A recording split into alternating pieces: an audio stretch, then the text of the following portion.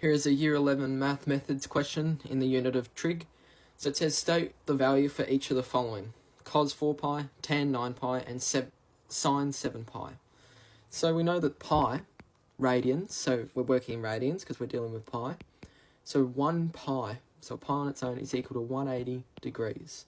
So this red dot that I've put right there, that is 180 degrees. But it's also pi radians. So let's go 4 pi. Okay, so we want 4 semicircles. So we're going to move 1 pi, 2 pi, we're back to the start, 3 pi, 4 pi, we're back to the start. And the more you get used to that, you'll just go, all right, well, it's 4 pi, it's the start. So this green dot that I'll put here, that is the 4 pi point. So when we're looking at cos, we're always looking at the x value, or the x value of the coordinate, and the coordinate we're looking at is 1, 0. Therefore, cos 4 pi is equal to 1, because that's the x value of that coordinate. Next is, I'll do sine 7 pi first.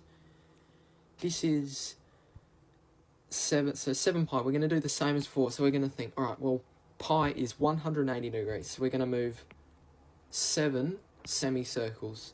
So if you imagine, 1, 2, 3, 4, 5, 6, 7. Okay, we're ending up at the red dot this time. Okay, so our coordinates here is -1, 0. So, because we were looking at the x value, so sine, we look at the y value of the coordinate. So if we look at this coordinate, the x value is -1, but the y value is 0. Therefore, sine 7 pi is equal to 0.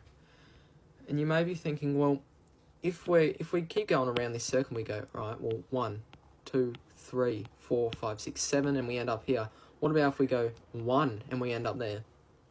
Actually, it's going to be the exact same. It's still going to be equal to 0. So therefore, sine 7 pi is equal to sine pi, or sine 3 pi, sine 5 pi.